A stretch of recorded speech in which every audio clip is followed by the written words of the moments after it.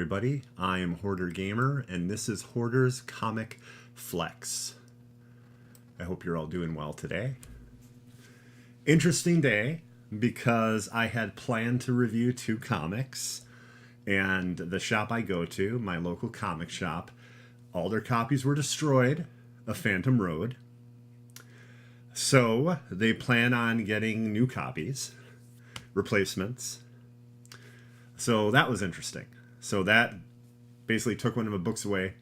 So reviewing Cosmic Ghost Rider tonight.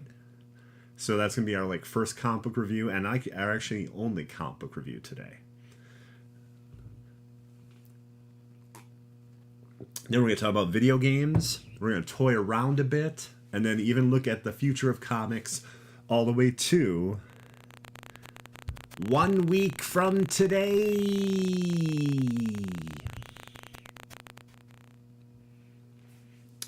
So, first off, let's begin with a comic book review.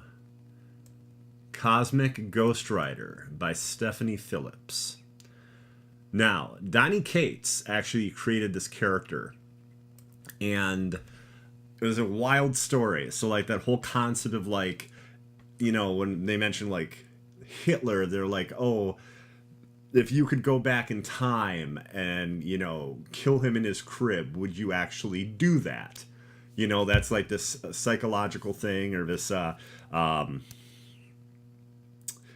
it's kind of like a question, that psychiatrists ask and things. I don't know exactly, but that's a question. And it's like that, except this time it's Thanos.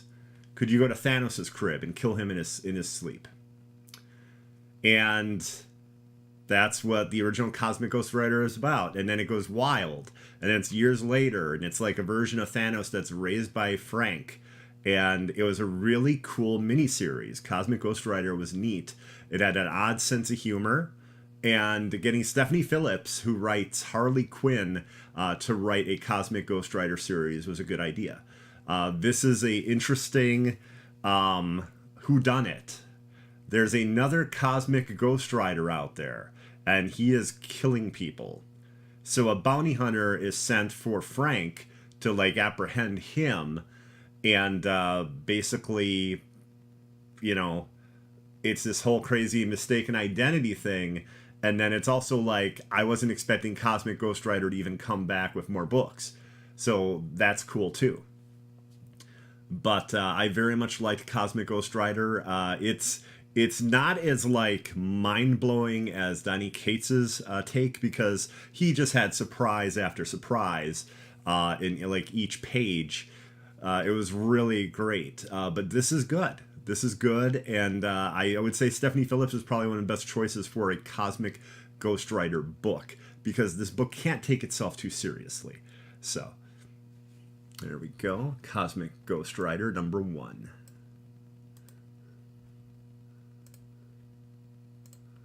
Next up, we have sorry about that. Things were kind of weird before the show, and something just sort of went nuts, right before I started, the minute before. So that's on my head, and I'm sorry about that. Okay, next up, we have some video game news for you all. Okay?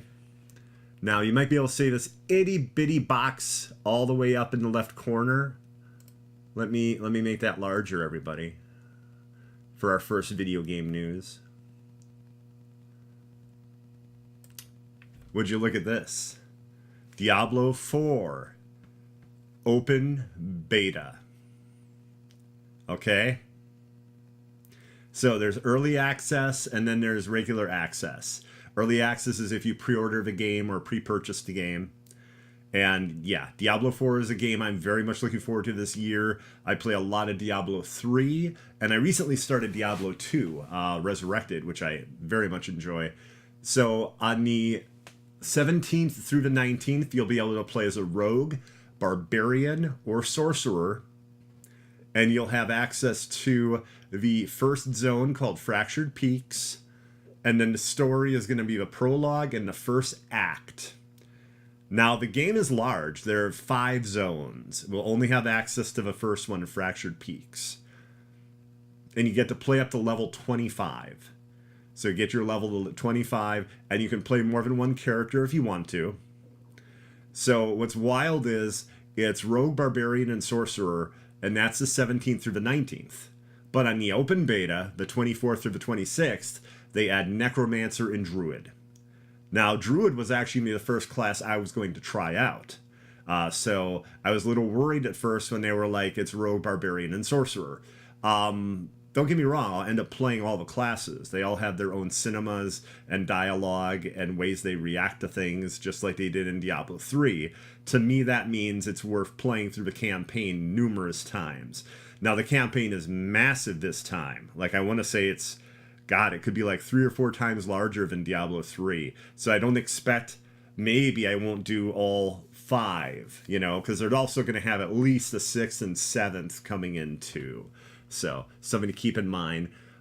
Here, I kind of like, you know, basically drop the lead. The best part of this, get rewards at launch, a beta wolf pack. Okay, it is hard to see in this picture, but what that is an adorable backpack cosmetic of a sleeping baby wolf. And it's animated. And it's the cutest thing. Like, the eyes kind of open a little bit, you know, because he's still really sleepy. The ears kind of wiggle. It looks fantastic. And that's going to be a special cosmetic that you get for playing the beta and getting to level 20. So, that, a lot of people, I think, are looking forward to that. A lot of people that don't use the term adorable often have been using the term adorable when they saw this. Some of these people, so hardcore, like, they had kids. They didn't use the term adorable when the kids were born. Just this cosmetic, this wolf pup cosmetic. That's it. That's how hardcore these people are. Okay. But look at this. Battle the world boss, Ashava. So you and 11 other players are going to go into the open world and fight a giant world boss that's going to be challenging and have a really cool loot drop. And the thing is gigantic. The game actually has to pull out the entire, like, it has to zoom out, right? So you can see this giant beast and avoid his attacks. And his attacks will be punishing. So Ashava should be an interesting time. Hello, Hero. Hero, are you going to join me in the Diablo 4 beta? Look at all this goodness. Look at all this goodness. For pre-order, Rogue, Barbarian, and Sorcerer, 17th through the 19th. If you don't pre-order, 24th through the 26th of March. Necromancer and Druid, join all of those 3. And you get to level 25. And wait till you see the beta wolf pack cosmetic, everybody. It is adorable. I use the term quite often. It is adorable. It is adorable. But that is not the only game news we have today, everybody. Okay? How small can I make this? How small? Oh my god, it went like inward or something. Look how small that is. Okay. Anyway, Suicide Squad Kill the Justice League. Someone in the subreddit for Suicide Squad Gaming, which is what they have, and I think that's kind of now the official subreddit, because there was a Suicide Squad subreddit about the comic book and the movies. So they had to figure out something that's going to focus on the game. Small things amuse little minds. Yes. Yes, I agree. But anyway, so this person, as I was talking about in the subreddit, was watching that trailer very carefully with Batman. Kevin Conroy's last performance as Batman. Okay? And they pointed out something. And I'm kind of kicking myself for not realizing this. It looks like Bruce has a detonator in his hand. Like he's gonna set off a bomb. It is so much better than that, everybody. The person on the subreddit showed a picture from Arkham Knight. He is holding a weapon jammer.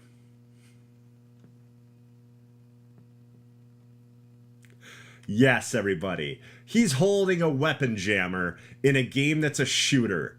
So basically, it's going to be like the Predator sequences in the Arkham games, except you're not Batman. You're the prey. And your weapons do not work. So you're probably going to be forced to use things in the environment, okay? Or use melee against Batman. I don't think it will be easy. Like, if I were to guess, there'll be some way to interrupt the jamming for a brief moment and get a couple shots off, but it really sounds like it's going to be the freaking Arkham Predator sequence, and you are the prey. It's going to be, I think it's going to be awesome. And it's funny because a lot of people were down on Rocksteady and their boss battles, but all I can say to them is Arkham City, man. Mr. Freeze is an amazing battle. That battle's awesome. Okay? Clayface. I'm sure I can say that. Clayface. Awesome. Ra's al Ghul. Solomon Grundy. Patterns that you learn. You know, cool different attacks and things like that. That game has like at least 4 really good boss battles. But everyone is like, Rocksteady can't do bosses. Now, I will agree that there aren't enough bosses or boss encounters in Arkham Knight.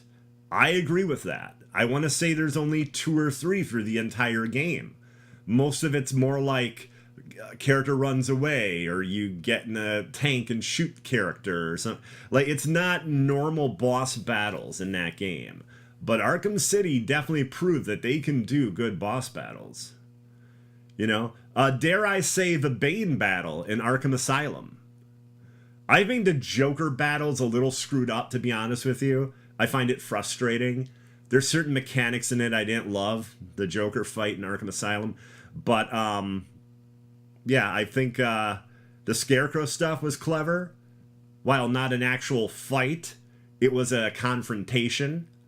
So, yeah, I mean, Rocksteady, I trust them. I think they're going to do a good job. Also, all indications are that this game was meant to be a game as a service and also next gen only. So those are good things to see. And then also the fact the game has crossplay. It is such a big thing. It's hard for me to over exaggerate how important it is to have crossplay.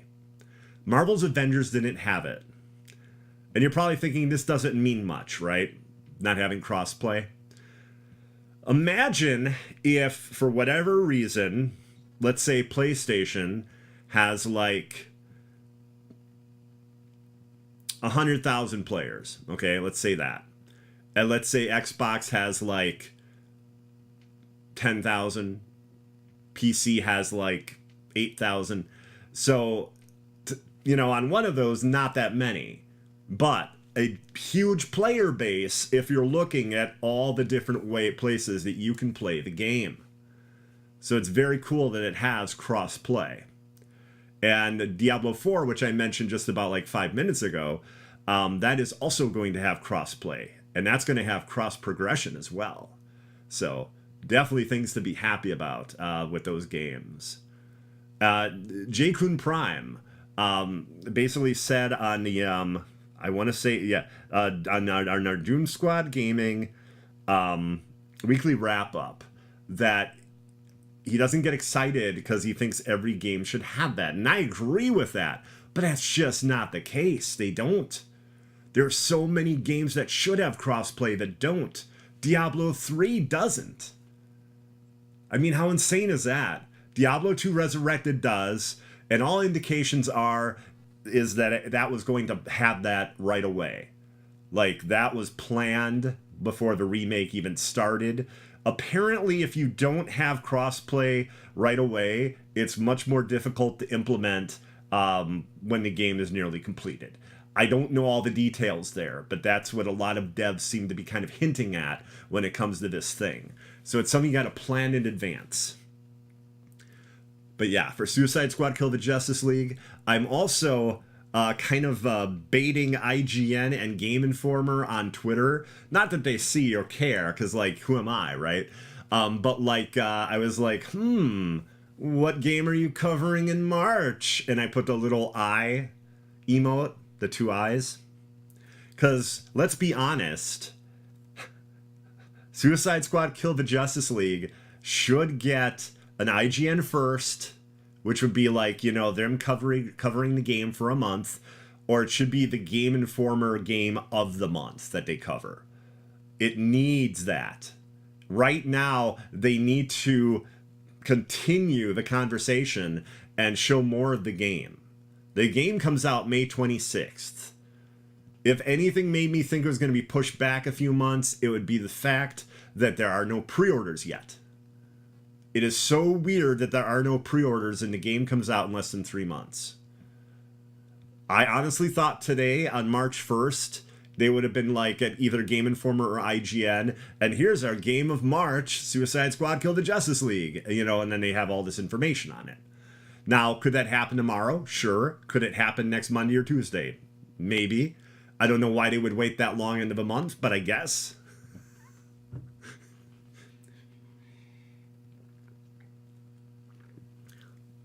But yeah, I'm hoping it's not pushed back. I'm hoping that, like, pre-orders just go live tomorrow or Friday, you know? Just pull the trigger, make it happen. I'm wondering if they're debating what price to sell it at. That's a real good reason not to have pre-orders go out right away. If you're debating if your game's going to be $49.99 or $69.99. Like, I can't think of a reason. It's not going to be free to play. So, like, I'm just trying to figure out why they haven't gone live with pre-orders yet. What I've seen looks really good. And another thing that excites me is, like, they mentioned other, you know, Suicide Squad members coming to the game.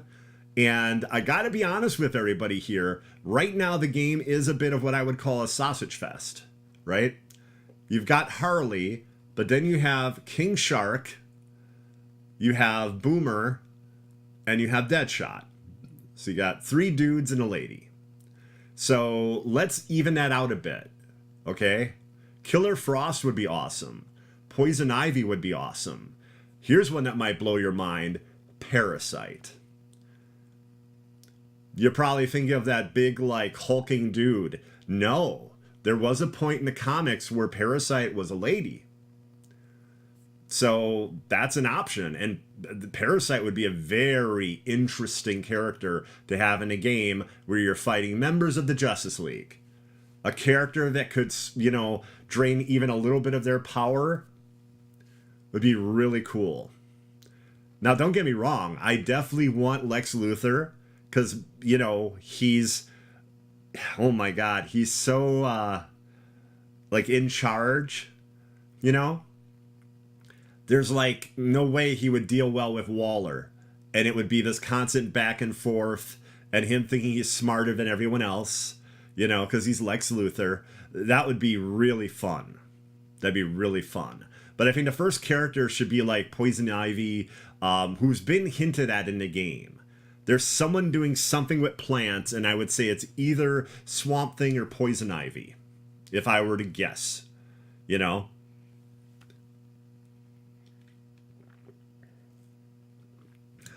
But yeah, Killer Frost would be great. Although maybe more like Poison Ivy. See, I'm debating now, because would you have Killer Frost and then would you have Captain Cold? Would you have both of them? I don't know. And really, how many characters are they going to add to the game? One thing I said that was, I think, really important, not that I think a lot of what I say is important, but but this thing I said I thought was pretty important. Do not focus on constant members of the Suicide Squad showing up. Focus on missions. Focus on fun events that, you know, I and like 3 other friends can play and enjoy, you know? Focus on new villains showing up in Metropolis. Focus on those things, okay? If you do that, you're going to sell skins. You are going to sell weapon skins. You're gonna sell a ton of Harley skins. Like regardless, everyone's gonna want the Harley skins. Okay, expect those to be coming constantly. I know there's a few Deadshot skins I want. I definitely need to have King Shark and Superman, because the best part is that he's so big that the outfit's like has tears in it. It looks so cool. They did a really good job in that Superman outfit. Harley as Wonder Woman, that looks great. But yeah, I'm very excited for the game. I will admit that I agree with everybody. I don't see the purpose in having it be always online. And I really would like to hear WB Games say something to the effect of, well, if the servers shut down, if we stop the live service, we'll do an update and you'll be able to play the campaign at least, you know, because that would be a rock-steady game in development for probably about 5 to 6 years or so. And, you know, their great history, their legacy of awesome games, the 3 Arkham games, and then all of a sudden, you can't archive this one. Because the server's down and the service is gone. Like, the campaign should still be playable. I even Marvel's Avengers, I'm sure, I think they even mentioned, I think, that there's going to be an update, you know, so you can at least play the campaign. A lot of people had issues at Marvel's Avengers. For 2 years, I really enjoyed it. I thought it was a cool experience. I will still stand by and say that the War for Wakanda expansion was excellent. It really was. But unfortunately, none of the smaller expansions were at that level. They didn't have the set pieces. They didn't have the excitement of going to a new area. Like, literally, for months, I enjoyed checking out missions in Wakanda and doing the Vibranium missions that took me there. Yeah, I played the raid numerous times.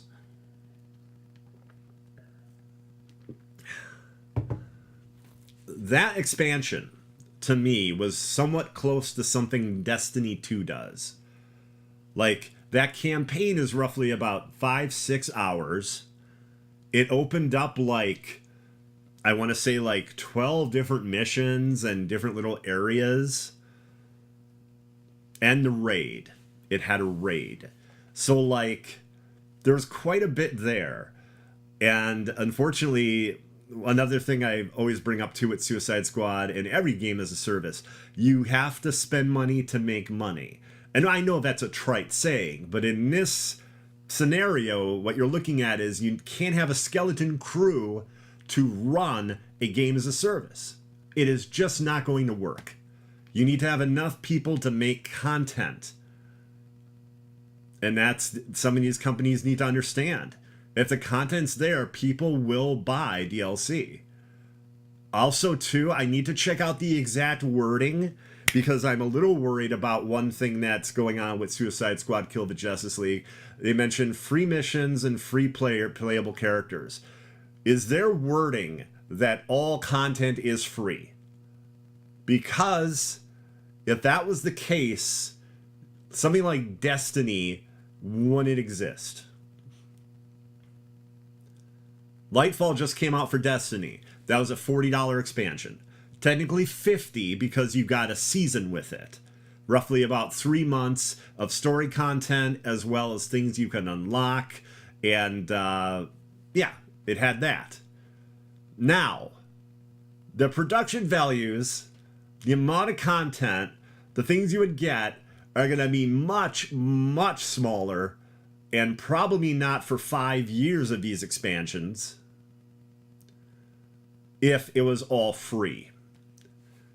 And I think if they act quick enough, they can, you know, basically give out, maybe make the characters free, maybe do that. But then have like a number of missions, events, very cool, awesome. But if they decide to do a larger expansion, something along the lines of like Witch Queen in Destiny or Lightfall in Destiny, at that point, have a price on it. One thing you could do in that case is if someone purchases that, and plays with a friend or friends, they have access to that content. But when they're not playing with those friends, they don't have access. So it's a little bit of best of both worlds. There's no perfect way to do something like a Destiny or like an ongoing game as a service and never have any fees involved ever after purchasing the main game. There were numerous times where with Marvel's Avengers, they could have explained to the fan base, we're sorry, but to do this next expansion, like to do like the Captain Marvel expansion, right? If they were going to do one, they're like, we have to charge. It's going to be $19.99. Otherwise, we just can't afford to do it. If they would have done that, if they would have actually been transparent, I really think that Marvel's Avengers would be going through 2024 or 2025. Because they needed money for these expansions. And, you know, if you played War for Wakanda, you saw what it was like when they actually had some money and they had a base of people actually working on the game.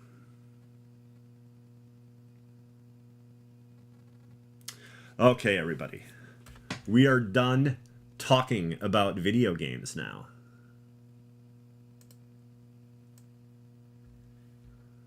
Next up, we're going to toy around. Oh, yes, we are. We're going to toy around. Who is this? Trapjaw. Look at the detail on Trapjaw. It is insane. He looks amazing. Look at all the different colors. The average toy right now, I've noticed, is only like maybe 2 or 3 colors total. This looks crazy, this paint job. 3 different heads. One before he becomes Trapjaw, with the without the metal mouth. And then, actually, no, you know, it might be 2 heads. It's hard for me to tell.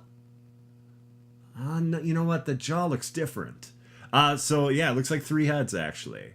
And then you got a ton of weapons, interchangeable weapons for the one arm, and then interchangeable fists and hands for the other arm, and all those weapons that come with it. Although the price that comes with this is probably what you might be expecting. First off, that's not a 6-inch figure. That's roughly a 12-inch action figure. So he's big. And that's $235. Yes, I know that's expensive. He's available through Mondo. One thing that they're doing is nice, though. Anyone who wants him can get him.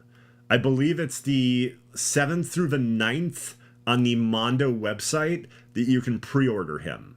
So for 48 hours, you have a chance to, you can actually pre-order him. Not a chance. If you have the money, you can pre-order him. And you have 48 hours to do so. So rather than having a few of these and, you know, people not being able to get them, I feel that's the way to go. I believe they've done He-Man. They've done Skeletor. I'm trying to think what other characters they've done. They've done a number of Masters of the Universe characters. But yeah, the detail on that is absurd. And the amount of things it comes with is super cool. So I definitely wanted to show Trapjaw. Also, as a kid, Trapjaw was one of my favorite characters. I loved his design. And even now, I think he looks super cool. I'm just not going to spend anywhere near that kind of money on him. But he looks very neat. So Trapjaw from Mondo, $235. I'm going to send him back to Eternia.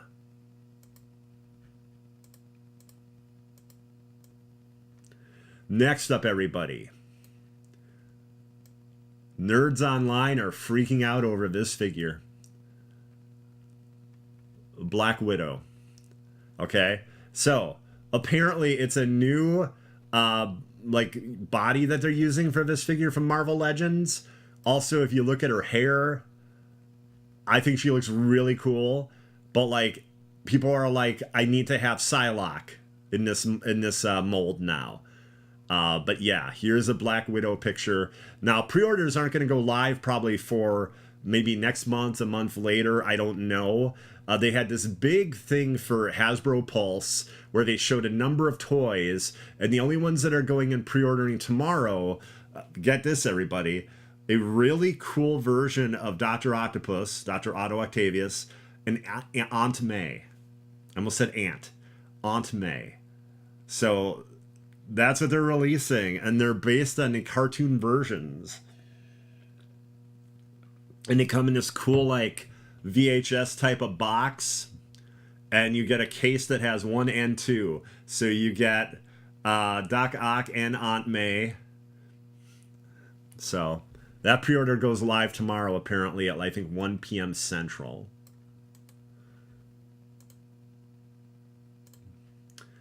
Next up is really cool. A character I'm not even the biggest fan of, but I've always liked this outfit. Look at this. Hawkeye, and I think it's called the Hawk Cycle. Look at this crazy thing. So, if I were to wager how much this crazy thing is, I would say it's probably going to be about 70. That's a guess. Because the figure alone is going to be about $24.99 to $27.99 roughly, depending on how many accessories it comes with. And then you got the vehicle. So if you're looking at something like Serpentor, I think it was 70 or 80. So I'm guessing he's going to be around that pricing. But yeah, his pre-orders aren't live yet either. But I thought that was really cool, and I definitely wanted to show everybody that.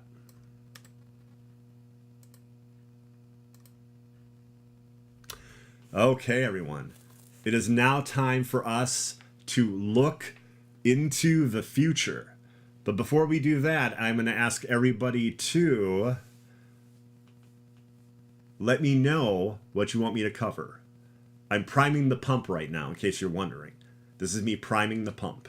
I guess the top of the pump is there, and then like maybe it's more like this. Maybe it's because again, this looks like I'm playing a ghost piano. But like, I guess it's more like that. So I'm priming the pump. What toys do you want me to talk about? What comic books? What games? Things like that. Let me know. Because this episode, again, we just had one review. It was Cosmic Ghost Rider #1. We don't have a second review. So if you have any ideas or anything you want me to talk about or anything like that, let me know. And now we are going to look at the future of comic books. The future of comics all the way to 1 week from today.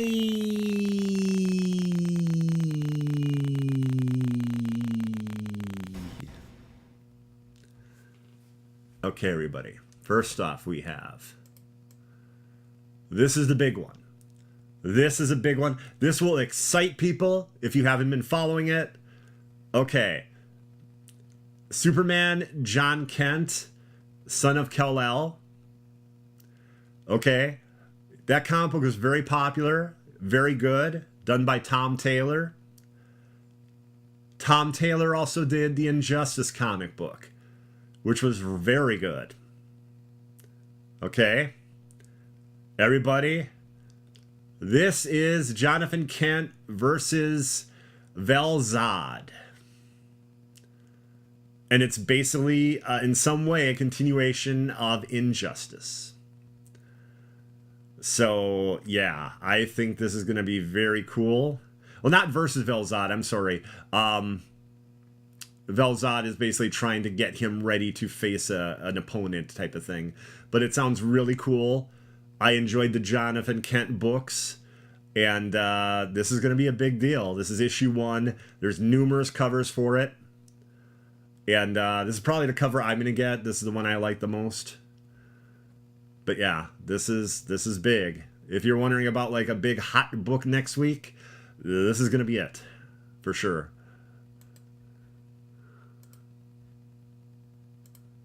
Next up, we have Scott Snyder, one of the best writers of Batman, and written a ton of things, really. He helped create the Court of Owls. Really big on the New 52, DC Comics. Okay. And excellent artist, Francis Manapul, for a new book called Clear. Basically, it's neurological filters. And you can live any life you want to live. And there is a detective, Sam Dunes, in this futuristic noir thriller trying to solve a murder, I believe. I think it sounds really cool. It says it's a new series, and it says issues 1 through 3, but I think that might just be the first story arc. I'm not sure. but it sounds really good, and it's called Clear. It comes out next week.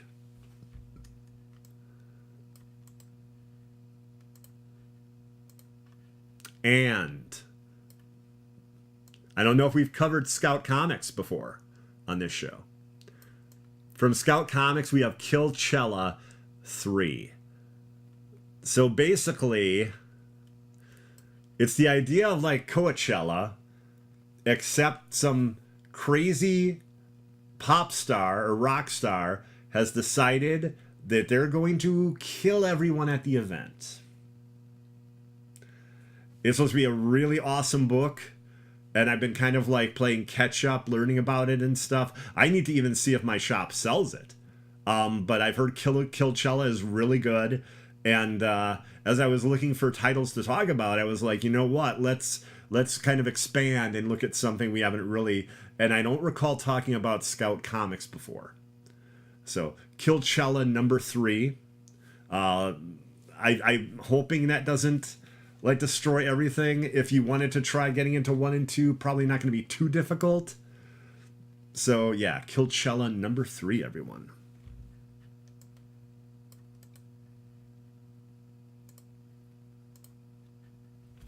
Okay, everybody. Do we have any suggestions, any ideas, any things you want me to talk about in a future episode?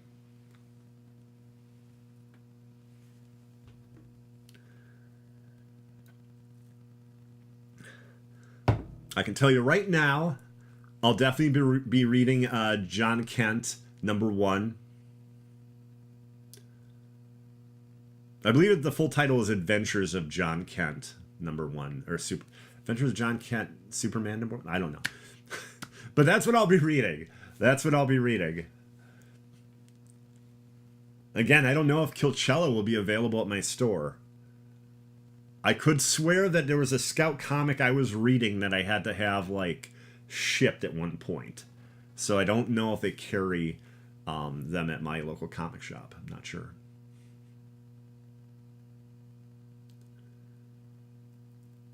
Everybody, I want to thank you all very much for watching. Whether you watch it live, whether you watch it at your leisure, thank you very much. And thank you very much for watching this episode at all, because like I said, something wacky happened right before the show, like literally a minute before the show, and I had my mind on that for like the first 10-15 minutes, so it may not have been one of the best episodes, but I appreciate you checking it out. Next episode will be next week, of course, same bat time, same bat channel, 8 p.m. Central on the Doom Squad Gaming YouTube channel. And again, I want to thank Doomkiller HD and Doom Squad Gaming for letting me borrow your channel. Thank you! Let's see. What can I say? Oh, yeah, for Doom Squad Gaming, cute little Chaos Kitty is doing the Doom Squad Gaming block party on Friday. Not a specific time yet, but if you follow Doom Squad Gaming or DSG on Twitter, we'll definitely post something about the timing once we have it. Also, I think there's going to be a weekly wrap-up. I don't know yet if it'll be Saturday or Sunday. Not sure.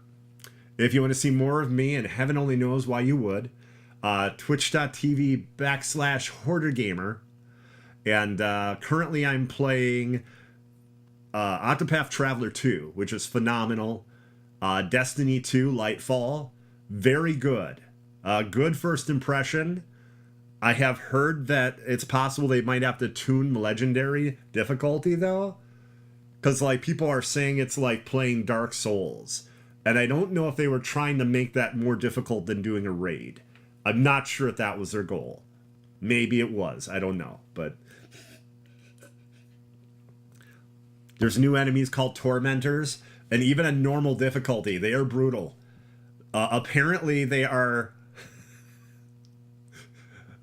near unstoppable unless you cheese them in Legendary difficulty. I don't know. I haven't fought them. I'm not going to try a Legendary campaign until I'm done with the regular campaign. So I don't want to make myself suffer that much. Also, of course, I'll be doing the Diablo 4 beta.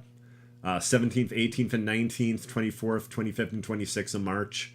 Not certain it'll be all those days I'll be live, but I'm sure I'll do at least like 4 of those days, I would think. So if you want to check that out, I'll be doing that. And of course, look forward to more news about Suicide Squad Kill the Justice League. And hopefully I'm right. Hopefully IGN or Game Informer will be covering it for March. Because, yeah, we need a lot more coverage of this game. I think it's going to be really cool.